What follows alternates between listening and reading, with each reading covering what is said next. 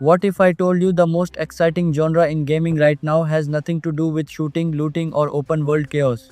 5 simulation games are dropping in 2026, and every single one of them is doing something the genre has never done before. Let's get into it.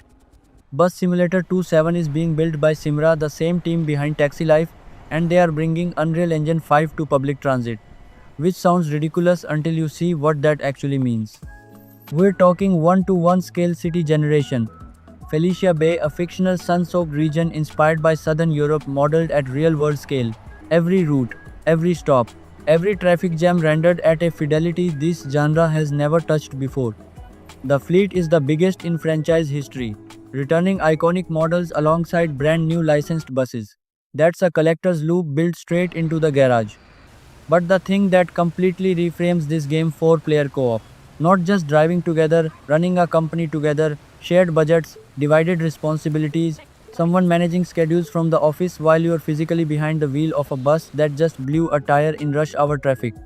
That's not a sim, that's a multiplayer management drama, and it arrives in 2026. Road Truckers, New Beginning from Road Studio SA, is the trucking game nobody saw coming, and it might be the most emotionally interesting sim of the year.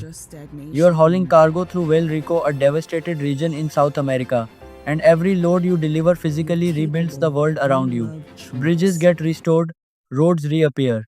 The region you started in looks completely different by the time you're done. That's not a mechanic, that's a legacy system.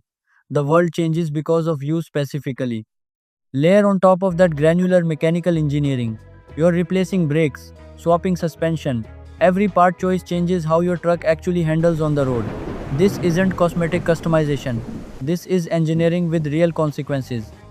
And navigation, your GPS gives you the safe route. But if you go off-road, if you explore, you'll find shortcuts that don't exist on any map. Routes nobody else has taken. Oh, and you get hungry, tired, injured, full survival mechanics baked into a trucking game. It's coming to PC and PS5. The genre just grew up overnight. Name one game set on an offshore oil rig. I'll wait. That's exactly the point. Oil rig simulator is going somewhere gaming has almost never gone before. You are the operator of a massive rig in the middle of the ocean. Resource extraction, machinery maintenance, crew supervision, rig output, everything falls under your watch. If something breaks, and things will break, that is entirely on you. Dynamic weather, seasonal conditions, equipment failures without warning. No two shifts feel the same because the ocean does not care about your schedule. Zero combat, no enemies, no weapons. The entire challenge comes from managing complex systems under relentless pressure.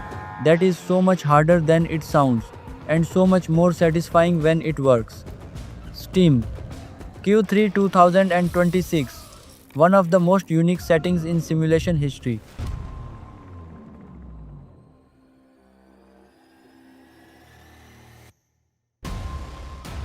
Did not expect this one to be the game that lives in my head. And then I read the words complex NPC state management, and I haven't recovered since. Bunker Builder Simulator puts you underground at the end of the world. You plan, excavate, and construct bunkers for clients. Clients who have moods. Not health bars, not hunger meters, psychological states. You are actively managing how scared, how safe, how comfortable real people feel while sheltering through the apocalypse. If they're miserable, your reputation collapses. If they feel unsafe, your money dries up. The whole operation falls apart from the inside out. 15 Steam tags, an identity crisis with a release date, and it somehow looks like it works. PC, Steam, 2026, the dark horse of the entire year.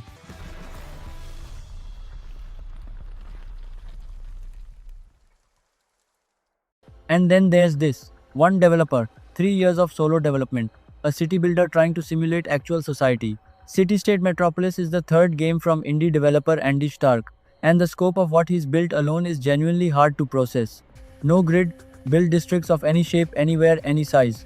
Every building procedurally generated, you control the footprint, the height, the colors, the floor count, even the parking spaces. Your city is architecturally yours. But here's where it separates from every other city builder. You're a governor. Taxes, budget, environmental policy. Build cheap and simple, you create social mobility. Build fancy and eco-friendly, foreign investment flows in and land value climbs.